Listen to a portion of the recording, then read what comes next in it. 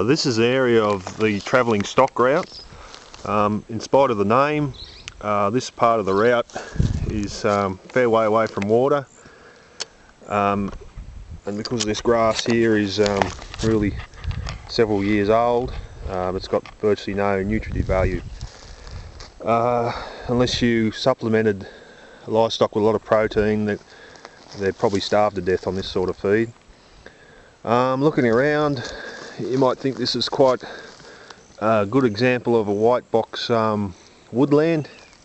Those trees you see are white box, but it's a bit deceptive, because if you look around at this grass, the understory is dominated by this grass. This is Kooltai grass, an introduced species from Africa. As you can see, it's almost everywhere. You look on the ground, there is a bit of ground cover there, but you've got hard put to find any native grasses in amongst here at all.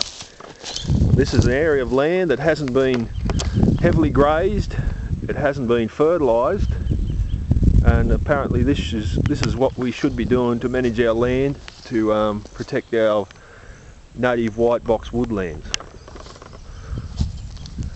This grass, if I chucked a match in it now, which I'm not going to do because I'll be up for charges of arson, would probably have flames 20 feet high.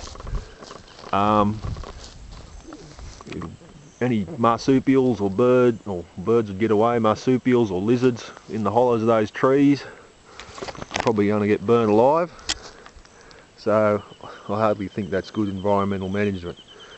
In its natural state, before white man came here, these grasses would have been native grasses, and most likely the Aboriginals would have done cool season burning. I'm a member of the local bushfire brigade.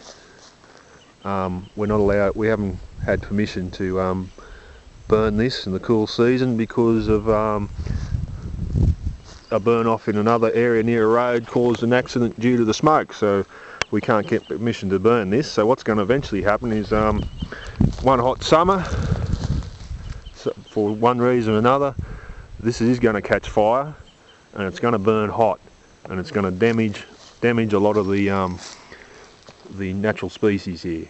The trees will recover, but there's most likely going to be a lot of native wildlife cooked alive in those hot fires, because Aboriginals used to use cool fires to prevent hot fires. Okay, this is what you get. You don't graze, you don't fertilise, you don't management, you don't do anything.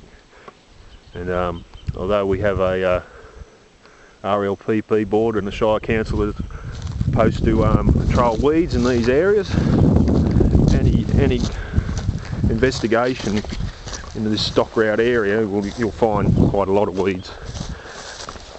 I'm not going to walk all the way over there, but on that fence line with a person's property next door, there's wild cotton. It spreads by the wind. It's a nuisance to farmers because they've got to keep controlling on their land. There's a fair bit of golden dodder through here too, which is not being controlled.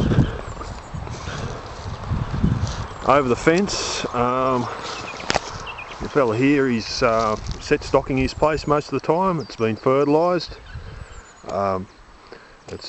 He's not using much in the way of controlled grazing or cell grazing or holistic management grazing or anything like that, but at least he doesn't have that build up of material there that's going to be very dangerous if it catches fire and do a lot of damage. So anyway, we'll go and look at an area that's been grazed and fertilised, and let's see how destructive doing that is to the natural environment.